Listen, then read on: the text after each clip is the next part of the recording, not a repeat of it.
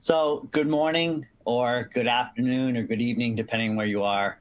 I'm John Quackenbush, and I'm really pleased to be here with you today, talking about some of the work that I and my colleagues have been doing, trying to use network methods to understand the drivers of human biology and human disease. So I'm going to talk about using networks to understand cancer risk.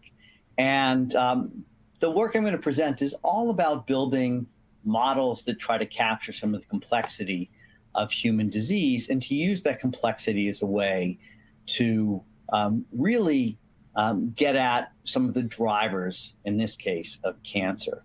So we're going to be talking about modeling, and I like to use quotes in my talks. One of my favorite quotes is a quote from George Box, an engineer. You've probably seen this. George said, essentially, all models are wrong, but some models are useful. And I really like to think about this, especially when I get comments back from referees who ask me, how do you know this model is right? And my answer is, I don't know it's right, but what I do know is it informs my understanding of the biology that I'm studying. So I'm going to come back to that theme again and again as I talk about this work today. The models aren't necessarily right, but they do give us a lot of insight. So at the basis of all of this is work that I and my colleagues have been doing to try to understand how we use genomic data and information to really drive precision medicine. So the idea is actually fairly simple. One of the things that we recognized we could start doing once we had the first human genome sequenced and once we expanded our ability to generate genomic data was that we could begin to use that data and information in a way to understand the entire life cycle of human disease development, progression, and treatment. So if you look at this slide and start in the lower left-hand corner, what we can think about doing is looking at your genome or my genome and understanding our genetic risk. Of course, that genetic risk is going to be modified by things like our lifestyle, the environment in which we live, but all of us carry risk for developing some disease. And so what we'd like to be able to do is to estimate that risk so that we can make informed decisions about our lifestyle choices and also about how we think about doing things like testing, diagnosis, and later on disease management. But having assessed our genetic risk, the next thing we like to do is use genomic techniques to do better early detection of disease. And we could talk about those if people are interested in the question period. But once we detect disease, what we'd really like to be in a position to do is to stratify patients. And what that means is we want to be able to look at diseases which to a pathologist may look identical, but in fact we know are potentially driven by different molecular phenotypes, different molecular states.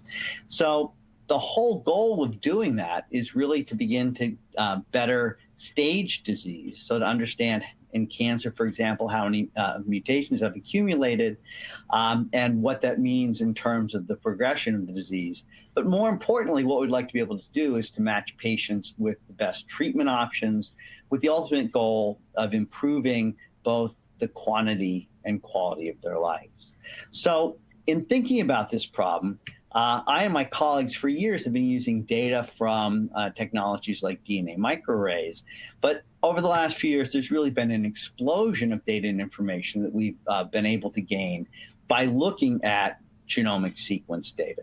So the question is, how do we take this genomic sequence data and use it most effectively to be able to really execute on this global strategy? And a lot of work has been done over the past few years in developing targeted therapies that look at individual mutations, in particular in cancer, that might be associated with the development and progression of the disease, and to target those cancer-specific mutations in a way that we hope will improve response. So if we look at the actual data, what we see is that for many of those targeted therapies, the responders, the response rate shown in black can be very high, right? For example, in Gleevec or Revitamid, those two drugs actually have very good response rates for individuals who carry those mutations. But if we look at the rest of the mutations, the rest of the drugs, what we see is that it's really a mixed bag. And in some of them, the vast majority of individuals simply don't respond. And one of the other interesting things we start to see is that for individuals who don't carry the mutations, some of them still respond. So even though we have tests that look at biomarkers that are supposed to direct patients to therapies, our ability to match patient to therapies still isn't perfect.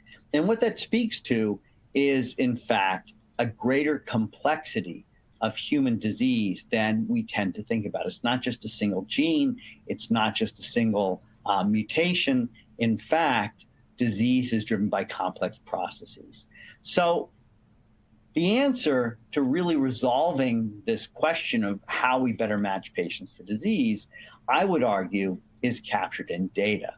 And what's really driven a lot of our thinking about this is this cost curve you've probably all seen for sequencing the human genome. When the first genome was sequenced in 2000, 2001, the cost of sequencing a genome was estimated to be about $100 million. Not too many of us could afford that. But by 2009, the cost had fallen to about $100,000. And when we look at that cost and look at that period in time, I would actually say then that if my wife or son had a rare tumor, I would mortgage our house and sequence their genome, because even though our understanding was incomplete, there was enough information that we actually could have helped direct them to potential therapies. Today, the cost of sequencing a genome is a few $1,000s. And the way I like to think about it is basically I can pay for that genome on my credit card. And what that means functionally is that you or I are in a position where what we could do is really imagine generating large quantities of genomic data. So there are projects underway today that are starting to amass those population level sets of genomic data. But the question is, how do we really interpret it? And the answer to that is that we have to rely on all these other sources of data and information. So a lot of the work I and my colleagues, and probably you yourselves, have been doing over the years has involved taking genomic data and matching it to phenotype. And in phenotype, what that often means are patient records. But in fact, we recognize there's just a much larger universe of data we can tie into if we have the tools and methods to be able to do it. So I'm going to talk about some of those tools and methods today. And what I really want to do is sort of lay out the approach that we've taken to thinking about building models that capture this kind of complex data. So what we really want to do is use data to drive discovery. Now, a lot of people think that this should be easy. And I've heard a lot of presentations over the last few years where people say, well, you know, with advances in computing like machine learning, what we should be able to do is take all of the data and information, shove it into a computational engine, and extract meaningful data and information. But the problem that we've faced as a community is that we often don't have the right data and information to train algorithms, and we don't have large enough data sets to be able to do that. So the canonical example people often point to is IBM Watson for oncology. And if you look at Watson for oncology, it was really sold as a system that once it won on Jeopardy, could be turned to dealing with the problem of extracting information about diseases like cancer and being able to match individuals to therapies. But in an article that appeared in Stat News in 2017, they actually likened Watson for oncology to the Mechanical Turk.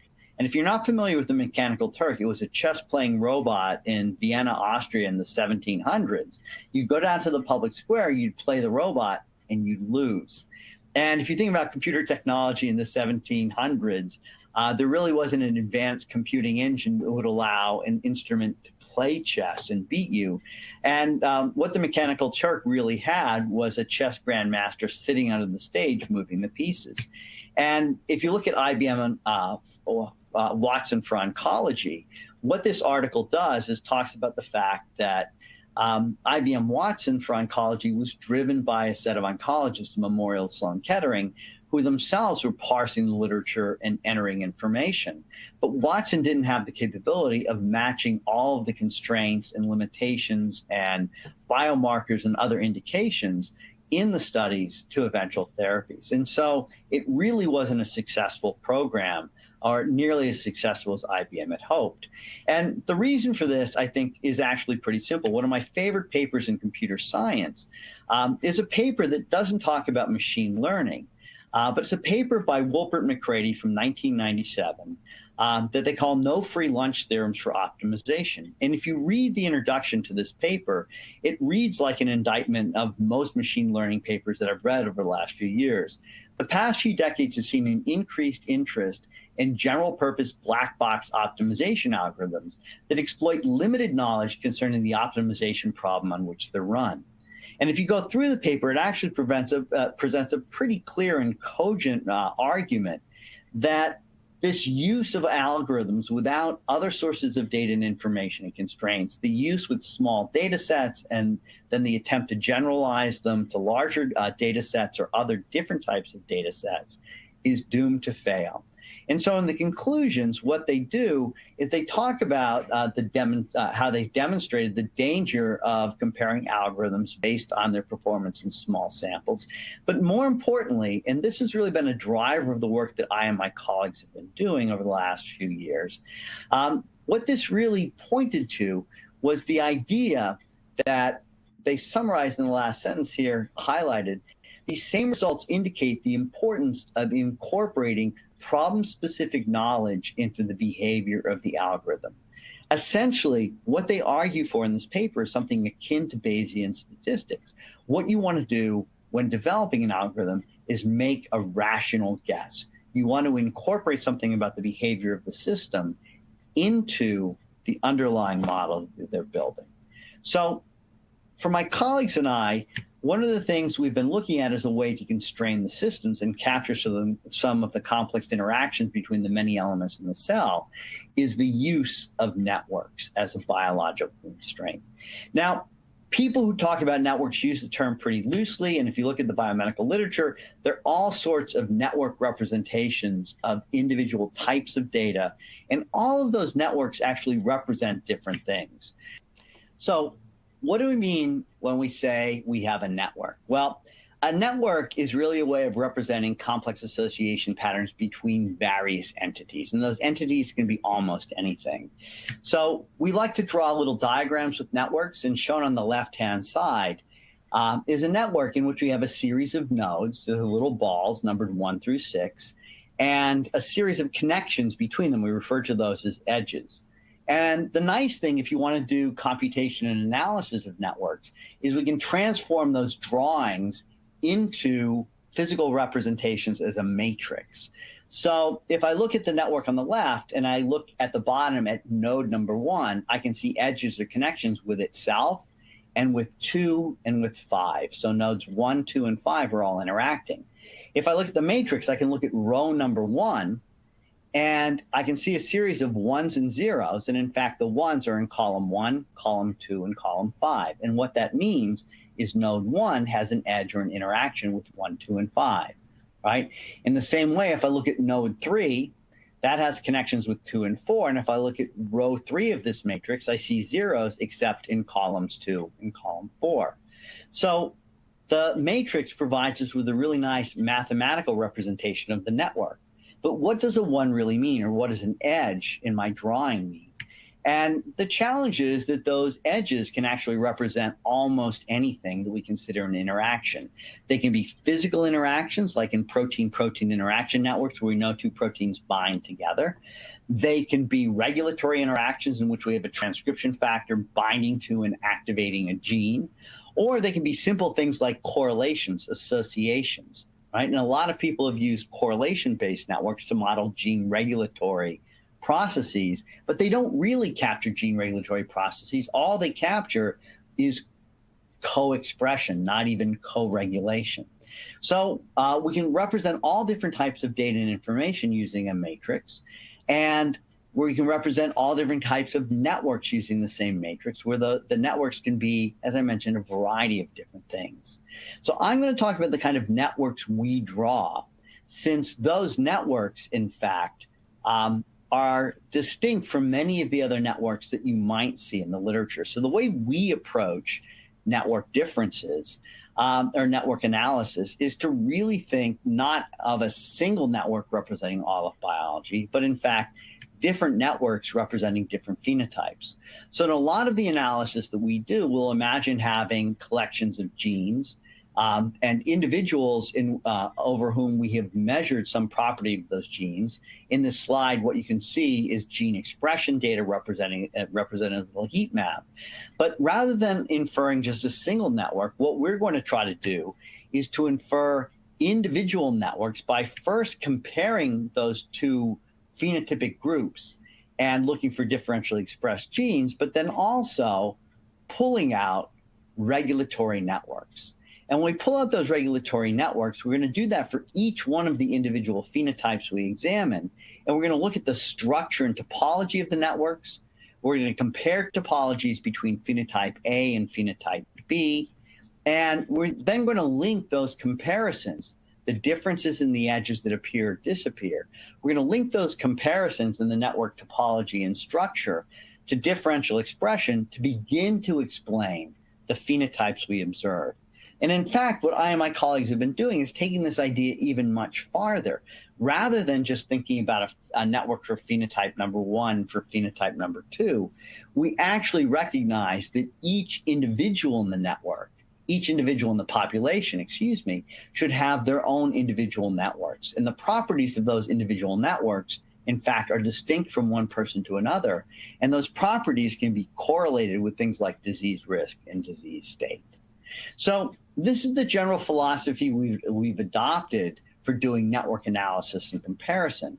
And so what I'm going to do is really zero in on one or two specific examples. But the core idea behind all of the work we do in looking at networks is that biological systems are driven by these complex networks, which make looking at individual elements like single genes or single genetic variants extraordinarily difficult and less than informative. The structure of the network is important, and the structure of that network actually informs our understanding of biology and the system that we're studying. As I said earlier, there's no single right network. The network in each tissue, in each biological state, and in fact, in each individual is unique. So the real question is not, is the network wrong or right? As I alluded to earlier when talking about George Box, the real question is, does the network inform our understanding of the biological system we're trying to study? So my colleagues and I have actually been building a whole host of different network methods, and we refer to them as the methodological zoo. The reason we call it the zoo is, in fact, we've named all of our network models after animals. Our very first network method was one we called PANDA. This was developed largely by Kimberly Glass. And in developing PANDA, we wanted to come up with a name that would be memorable. We decided we want to look at animals.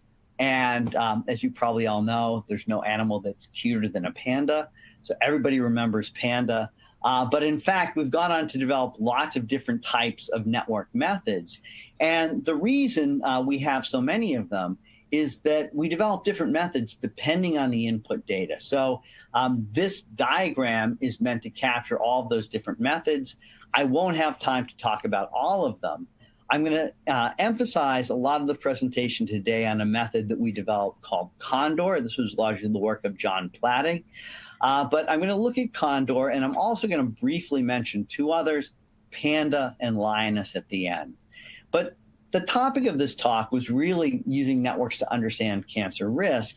And so we're going to be looking at genetics. And Condor was a way of us trying to understand how genetic factors influence our disease risk and also disease development and progression. The starting point for this was actually work we did in chronic obstructive pulmonary disease. And it was really driven by what we think of as a simple question. Can we solve the GWAS puzzle? So as you probably all know, GWAS is our genome-wide association studies. And what we do is we take DNA, we look at genetic variant locations, or SNPs, single nucleotide polymorphisms. We capture those SNPs by doing a genome-wide assay. And in each individual, we look at genotypes at each of 6 million or more individual SNP locations. And then we look at two populations, say a healthy population and a disease population. And we simply ask, as illustrated on the bottom, is there a particular genetic variant that appears more frequently than we'd expect by chance in the disease population relative to the normal population, in which case our hypothesis would be that that genetic variant is associated with disease risk. Now, it seems like a relatively simple approach, but in fact, when we start to look at these genetic variants, what we discover is a lot of them have very small effect sizes. And one of my favorite papers illustrating this was a paper that appeared a few years ago by a group called the Giant Consortium, and they looked at about 250,000 individuals, and they wanted to find genetic variants that were associated with height, something we all know has a genetic component. When they looked at height, what they saw was there were about 700 SNPs that captured about 20% of the variability we see in human height. And that in fact, as they started to increase the amount of variability they wanted to see, they needed almost 10,000 SNPs, right? More than an order of magnitude increase to explain 29% of height. So what this really points to is there are a lot of genetic variants. Many of them have very small effect sizes, but they have to work together in interesting ways to produce the phenotypes that we see. Is height alone? No. We can look at body mass index. Body mass index, this was another study by the Giant Consortium slightly later than the first. They had 340,000 individuals. They found that 97 SNPs could explain about 3% of BMI, and they argued that all common SNPs, so about 6 million SNPs, may only explain 20% of body mass index, looking at them SNP by SNP by SNP. So the real question is, how do we approach these small effect sizes? And I would argue that while we've talked about height and BMI, these results can be generally applied to any complex phenotype, including almost all of the diseases that we've studied. So when we start to look at these rare genetic variants, or when we start to look at these genetic variants and look at their small effect size, the real question is, how do we interpret what we're seeing? Do we give up on these genome-wide association studies despite their success? Do we find map everything and look for rare variants, or do we think differently? So I would argue that we think differently. There have been a lot of people who say we should look for rare variants. And I'll just point out that there are some very nice studies that suggest that those rare variants are not the answer. So there was a paper that was published about a year and a half ago by a large consortium that looked at type 2 diabetes. And in this analysis, what they concluded is that large-scale sequencing does not support the idea that lower frequency variants play a major role in a complex phenotype, in this case, type 2 diabetes. And there's actually a really informative figure 1 in the paper, where they show the models on the right and the observed data on the left that really illustrates the point that these rare variants are not the drivers of disease. So the question then is, how do we move beyond these linear associations? How do we start to look at complex analyses? And I argued earlier that what we should be doing is looking at networks. So the place where we started was by looking at SNPs, genetic variants, and their association with phenotypes that we could measure quantitatively on a large scale. And that was by looking at the expression of genes. So what we started doing is what's known in the literature is expression quantitative trait locus analysis, or eQTL analysis. The idea here is very simple, and it builds on older work that was done in quantitative trait locus analysis. The idea is that we look at quantitative traits, the expression of all 25,000 or however many genes we believe there are. We look at the 6 million genetic variants or more that we can measure, and we simply ask, can we associate genetic variants with the expression levels of individual genes? So we look at those gene expression levels as quantitative traits and ask this very simple question. If I have a SNP locus at a particular point in the genome, is that locus tied or associated with the expression level of that gene? Now, most people have concentrated on what we call cis-acting SNPs. So if I have a gene, that's a SNP that's immediately adjacent to the gene. But in fact, we know there are many other SNPs that are far away in the genome that seem to influence expression and that also are increasingly associated with disease risk and disease development. They're what we call transacting SNPs. So we want to be able to look at both those SNPs that are nearby a gene, where on the right in the cartoon, what we see is the genotype is actually associated with the expression level of that gene. But we also don't want to forget SNPs that are far away. potentially acting through moderating the expression of transcription factors or microRNAs such that, or epigenetic factors such that we also observe an association between the genotype at a particular locus, wherever that might be, and the expression of the individual genes such that we see a simple relationship between them. So what we decided to do was take a large data set in chronic obstructive pulmonary disease from the Lung Genomics Research Consortium, or LGRC.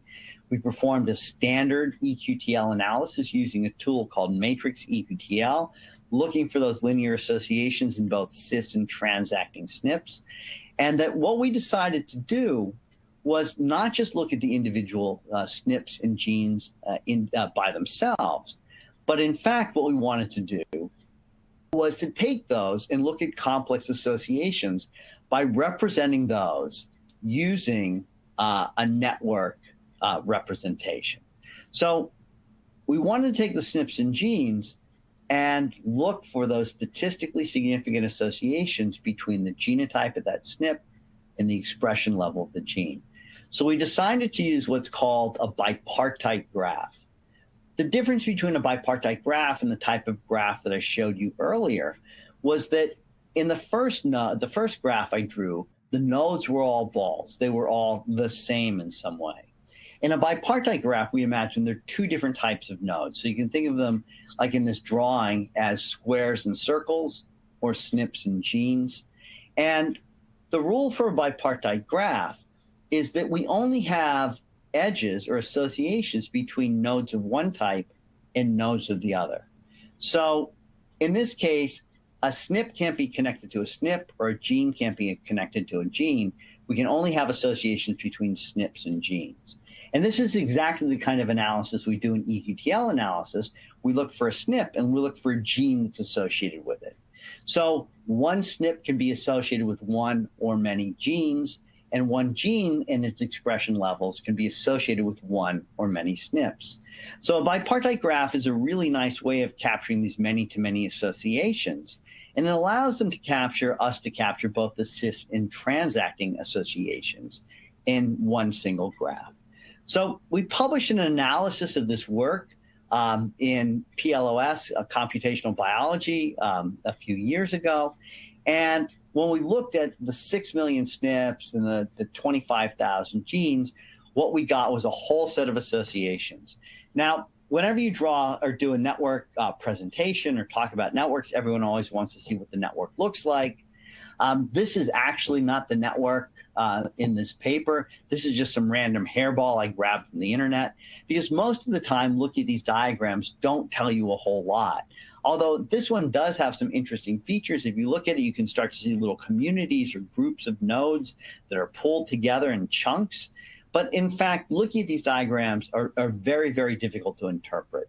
So what we try to do is to take properties of those diagrams and to represent them and talk about those properties. And the first one I'm going to talk about is what we call the degree distribution.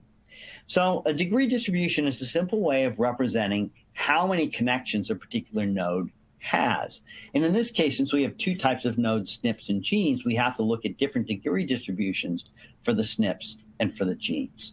So shown here on the left in red, we have the degree distribution for the SNPs. On the right, the degree distribution for the genes. And what you see is a plot of the log of the frequency, so how often we see things, versus the log of the degree, right? So in the upper left-hand corner, we have lots and lots and lots of nodes that have only one or a very small number of connections, right? So they occur frequently.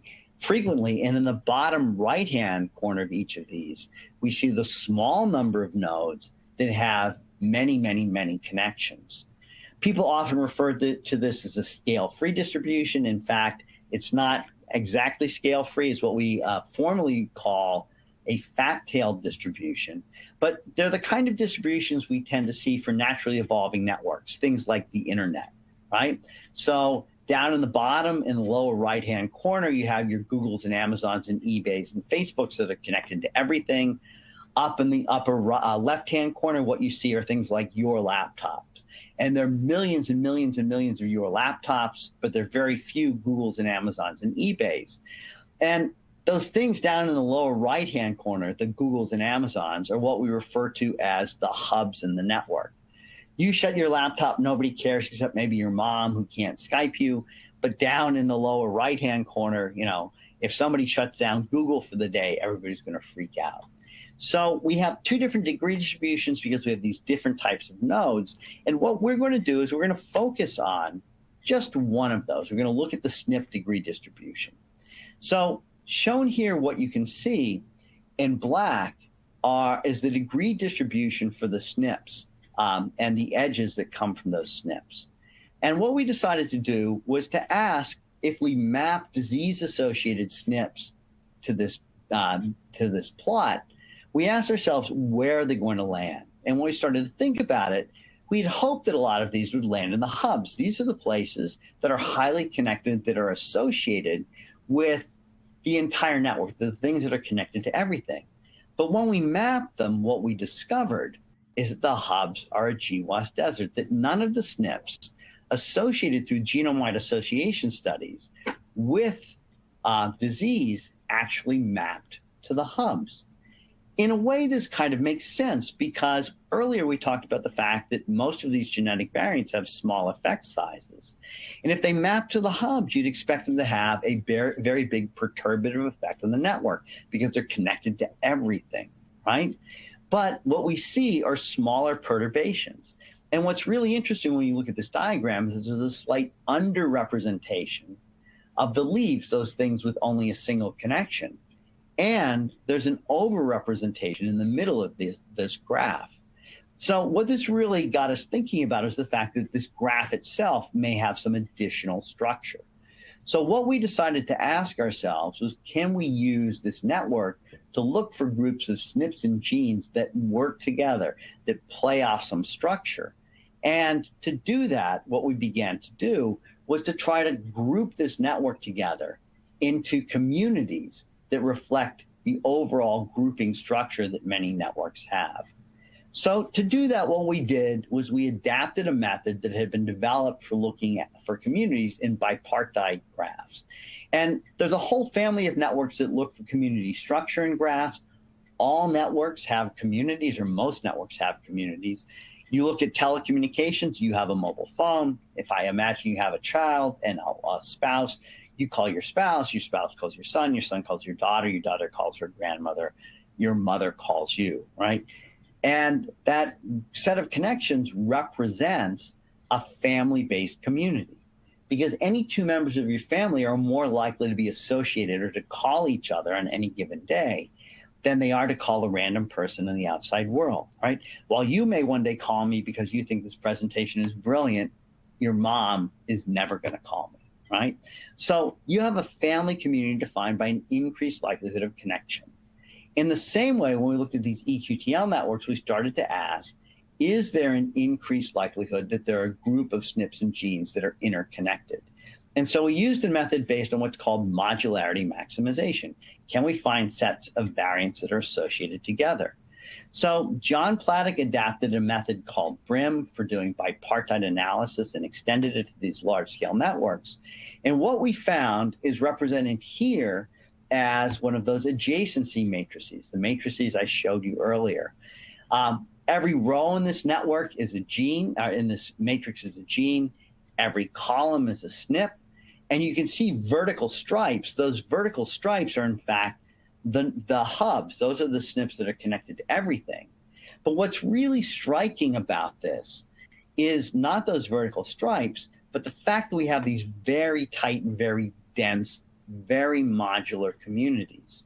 And what this really speaks to is the nature of genetic disease, that it's not a single genetic variant that blows everything up.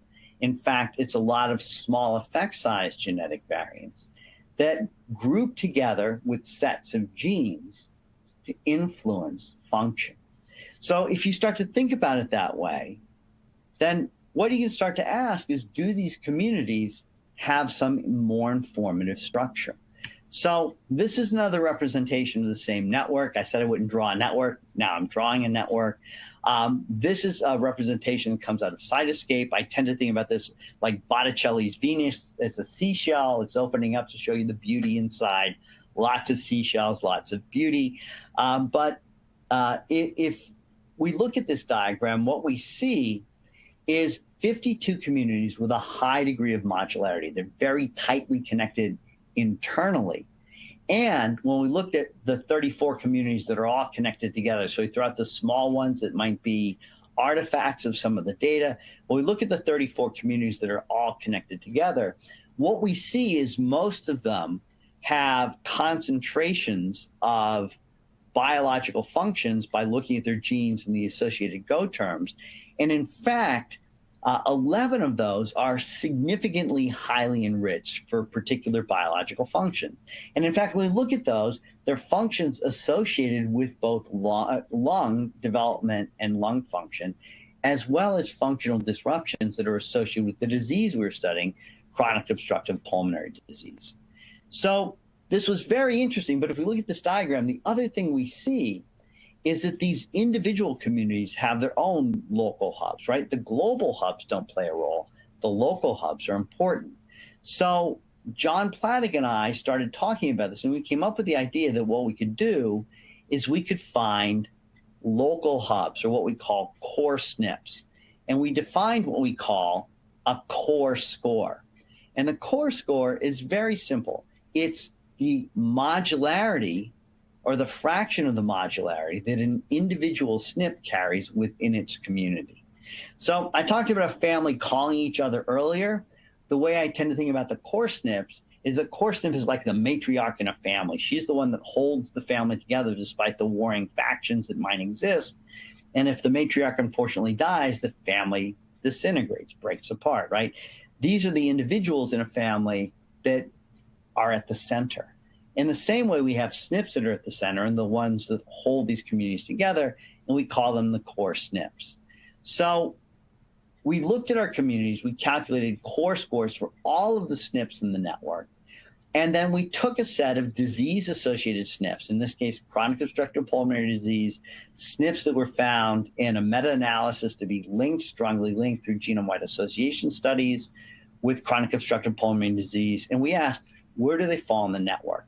And we noticed two things. The first is they fall into communities that have functions which we associate with chronic obstructive pulmonary disease. But more important and more interesting, I think, they don't fall randomly within those communities. In fact, what we see is they fall at the core of their communities. So this little box plot represents, on the right, disease-associated SNPs. On the left, disease-associated SNPs, and on the right, non-disease-associated SNPs. And what we can see in chronic obstructive pulmonary disease in this lung tissue, the disease-associated SNPs have a core score that's 20 times higher than the average core score in the network, right? So not only are SNPs more likely to fall into these disease-linked functional communities, but they're at the core of those communities. And if you think about this more globally and what we're starting to learn from this model, it's not a single SNP that influences a trait. It's a family of SNPs that work with a set of genes together, right? Or a family of SNPs that influence a biological process. And the likelihood that a SNP is going to be found associated with that process, associated with that disease, is tied to how likely it is to disrupt that process, right? A core SNP is at the center of its functional group, which we would assert means that it's a SNP in that community that's most likely to disrupt the function of that community. So this starts to paint a really nice and rich picture of how SNPs might influence disease and disease risk, right? So as I mentioned, in most instances, it's not a single gene or a single variant that's controlling a trait, but a family of variants that influence a process. Disease-associated SNPs map to communities whose genes have functions that make biological sense. Core SNPs are far more likely to be disease SNPs. And the structure of the network is informative in ways that individual SNP gene associations simply are not. The other thing which is interesting that we see is that tissue-specific processes occur in tissue-specific functional communities that are nucleated around SNPs that occur in tissue-specific open chromatin. And I actually pulled this last little bullet point out too early. This is actually reflected in a much larger study. This is a study that we did and published in PNAS a little over a year ago. This study actually looked in 13 different tissues from a large project called GTEx, the Genotype Tissue Expression Project. We worked with version 6 of the data. There were 449 individuals, all of whom had been genotyped. And these individuals also, their autopsy samples, the individuals consented to have biopsies taken. Biopsy samples were taken from as many as 53 different body sites. And gene expression data was generated using RNA-seq. What we did is we took the larger sets of gene expression data, because not every individual had accessible tissue or RNA-seq data from all tissues. But what we're able to do is to take that data, to condense it, and to analyze it in a series of papers that we've published over the last few years. But when we looked at the data, we actually found 13 tissues that had more than 100 gene expression profiles. And so we used those to do gene expression analysis using an approach very similar to the approach that I described earlier. In each tissue, we looked at SNPs and genes. We looked for associations using matrix eQTL. We represented them as a bipartite graph.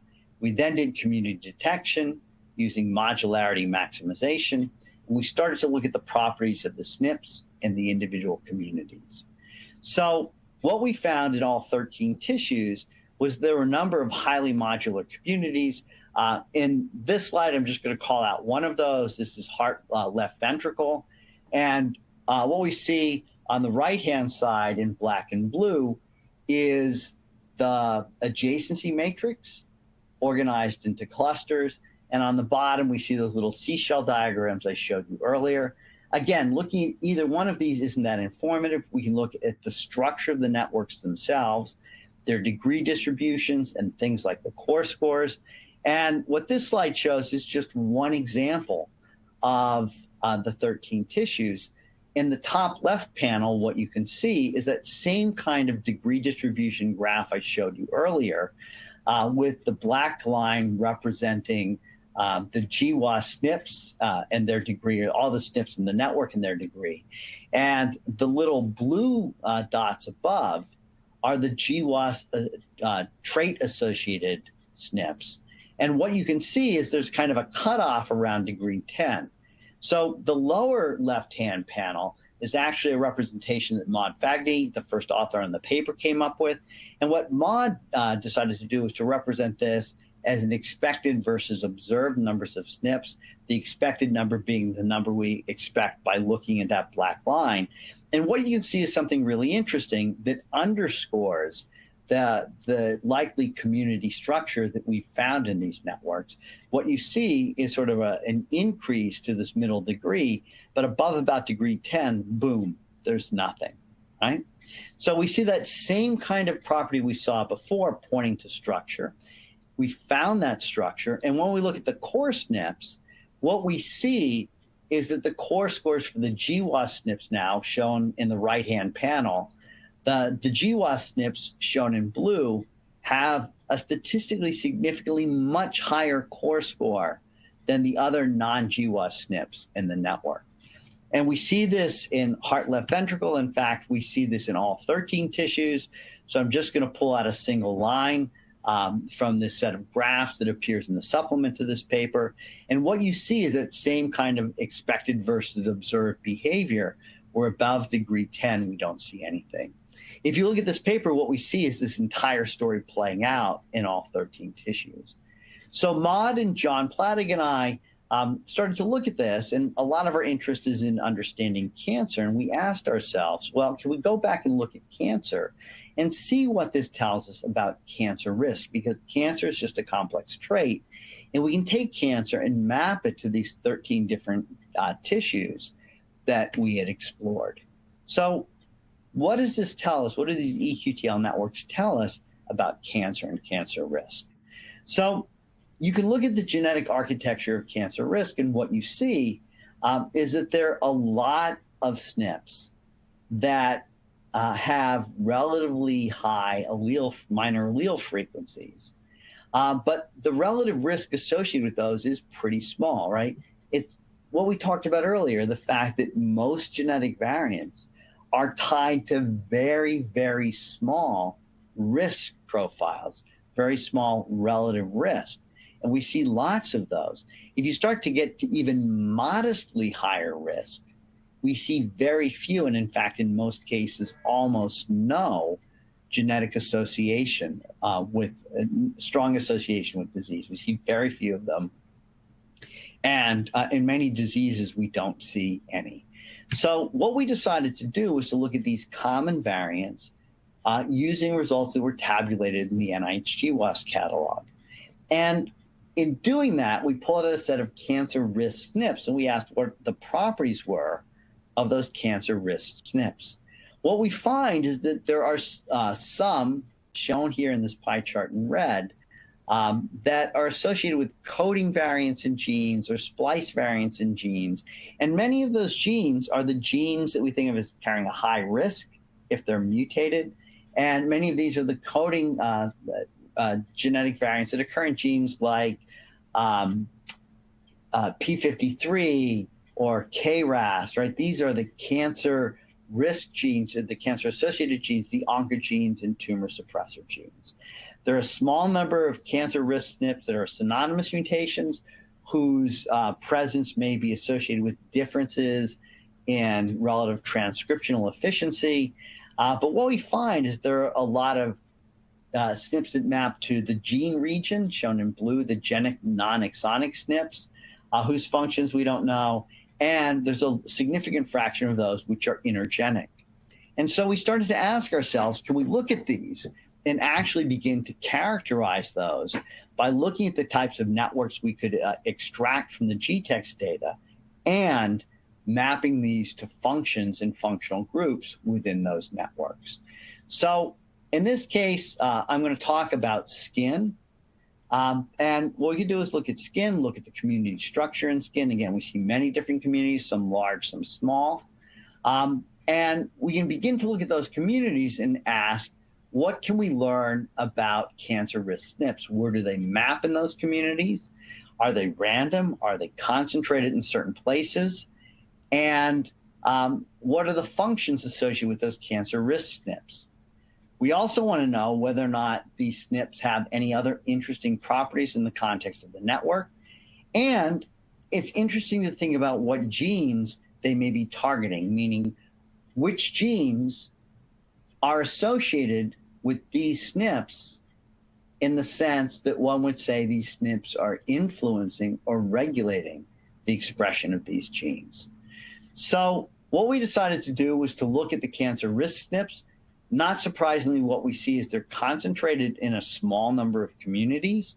And that's the same sort of thing that we saw when looking at COPD-associated SNPs, that the cancer, the disease-associated SNPs aren't scattered everywhere, but they're concentrated in communities and communities whose functions start to make sense.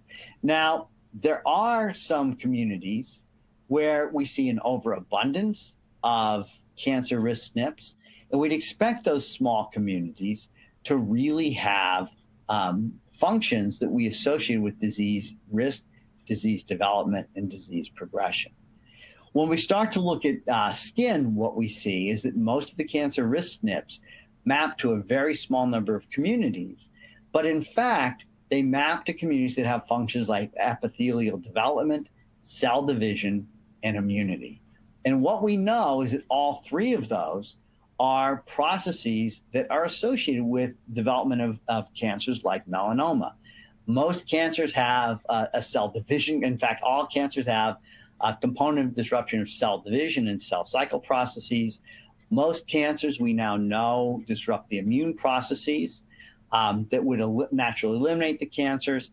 And in skin cancers, since it's an epithelial cancer, what we expect to see is an association of those SNPs with epithelial development. What's really interesting, though, is when we start to ask what genes are targeted in these individual communities. We can take cancer-associated genes, so oncogenes and tumor suppressor genes, and we can simply ask how many SNPs are targeting cancer-associated genes, oncogenes and tumor suppressor genes. And what we find is that almost no non-cancer risk SNPs target these oncogenes and tumor suppressor genes. So the cancer risk SNPs preferentially target those genes that we think of as being the hallmarks of cancer, the drivers of cancer. They aren't necessarily the driver mutations, but these are other genetic variants that are associated with the regulation of the expression of those driving mutations or those driving oncogenes and tumor suppressor genes. So what we start to see in this process, in fact, is when we look at cancer risk SNPs, we can look at multiple cancers, all the cancer risk SNPs that map back to skin. And what we start to see is a picture that talks about how cancer evades disease progression and disease development. And we really see interesting associations if you look at this diagram, this bubble plot, of gene ontology terms that are associated with things like immune evasion. And this is something, in fact, that we see in every single cancer we've looked at in this analysis. But when we look at epithelial cancers and look at skin, what we start to see are some interesting associations that speak to epithelial disease development and progression. So one of the other epithelial cancers that we looked at was breast cancer. And we looked in skin because we didn't have breast tissue, breast data that we could do this analysis in. We didn't have enough breast samples to be able to do the eQTL analysis. But what we found was that breast cancer development and progression is actually associated with breast cancer risk SNPs that are linked to epithelial development.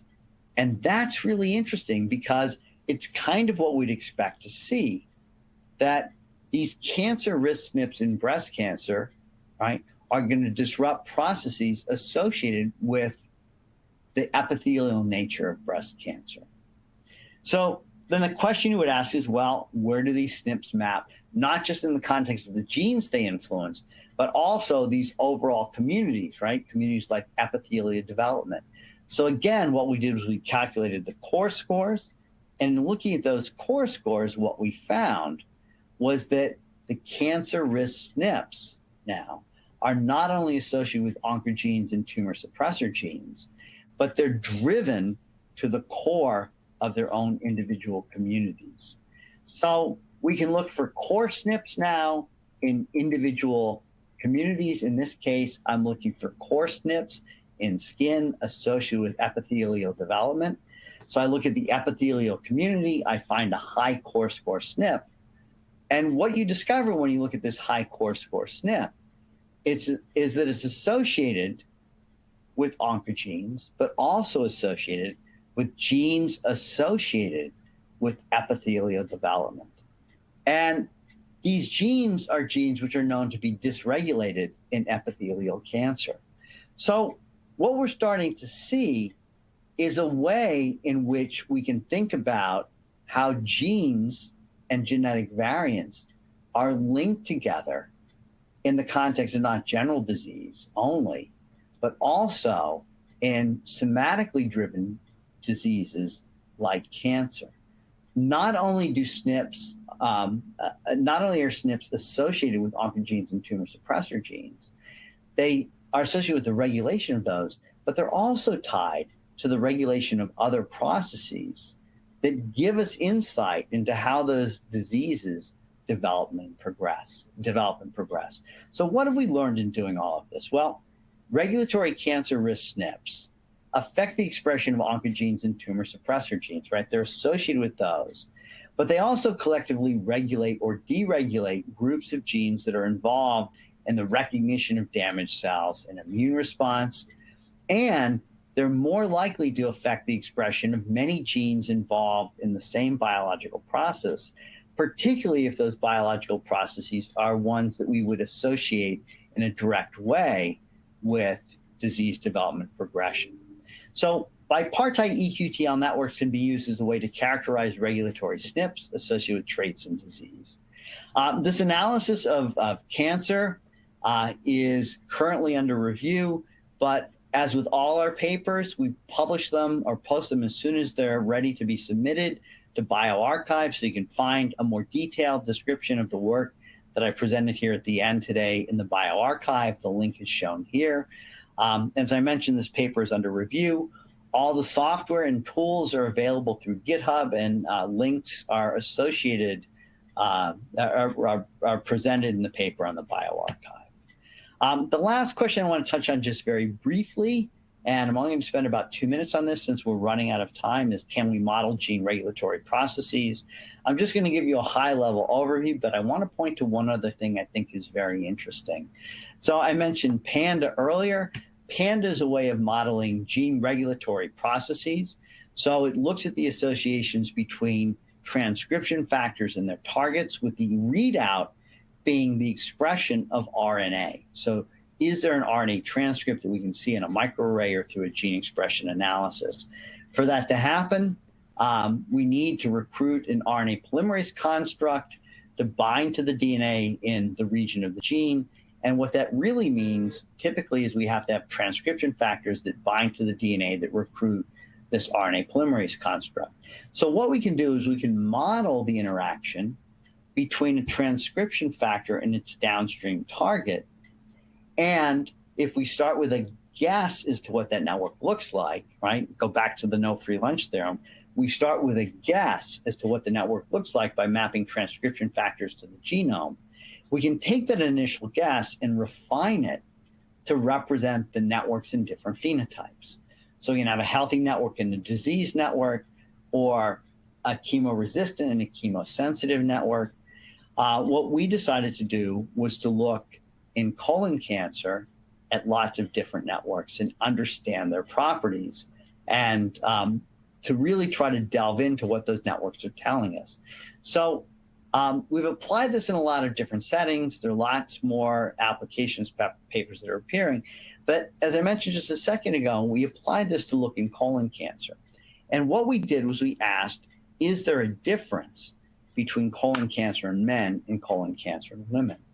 We know that disease risk, disease development, disease progression, and response to therapy exhibit sexual dimorphism, that males and females have a different natural history of disease. We took PANDA and we extended it to ask about males and females, and we took it a step farther using a method we call Lioness that allows us to tease out not just two, a male and a female network, but in fact networks for each individual in the study. So we have hundreds of networks. So we compare the networks in men and women, and we ask, how are they different? And among the many different processes that we see differentially regulated in males and females, one of the most interesting is differential regulation of drug metabolism and response, right?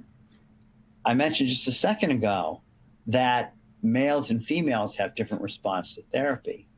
And by modeling complex gene regulatory networks, we saw a phenomenon that we were unable to see by looking at simple differential gene expression. By looking at differential gene regulation, we could start to see that the structure of the network and its properties led us to the point we could start to understand why male and female disease are different. So what I hope I've been able to do in the time we've had is to convince you there are many types of network and that each one tells us different things. The network structure itself is really important and matters, and the things we can learn by looking at the properties of the networks are informative. And the changes in network structures help us identify many of the drivers of the disease, help us identify things like therapeutic targets. So what does this tell you? Well, if you want to take a lesson away from this and forget everything I've told you, just remember that biological systems are complex and you should embrace their complexity, not shy away from it. You want to use your understanding of clinical medicine and underlying biology to frame intelligent questions you're going to ask of the data. And you want to use your understanding to inform the models that you build. like Wilpert McCready suggested in the no free lunch theorem paper. So you really want to use your understanding of the biological system to guide your analysis and interpretation of the data. So I open with a quote. I'm going to close with one from Enrico Fermi. Fermi was a physicist. My PhD was actually in physics. This is my favorite quote to use when I'm giving a talk, and I'm going to share it with you. Fermi said, "Before I came here, I was confused about this subject. After listening to your lecture, I am still confused, but at a higher level." So if I've done my job and your hour was well spent, what I've done is left you highly confused, and I'd be happy to help eliminate some of that confusion. But I really hope that you've gotten something and learned something about this and understand how we've been able to use eQTL networks to tease out some of the disease associations that we tie back to cancer and disease risk that we associate with cancer. So I just want to close by pointing out that this work is actually work of a really huge team of people who have worked together to do this network analysis. On the right-hand side, Monfagni was really the driver of the cancer risk analysis that we did. She and John Plattig did the analysis of GTEx. John, in the center, was actually somebody, he's now at Brigham and Women's Channing Division of Network Medicine, was someone who really helped drive the development of Condor, this method that we've used to represent and use eQTL networks. But in fact, every single person on the slide contributed in one way or another to all of the analysis that we presented. We have a big group and team that work together. All of our methods get published in bioRxiv. They're all released with open source software. So I invite you to reach out to me, to reach out to any of these people on the slide, and to look at and use these methods, because complexity is something we can use to tease out truth from complex biological systems by using network methods. So thank you very much. I'm happy to answer questions. I apologize, this may have run a little bit long, but I hope you like the story I had to tell. Thank you.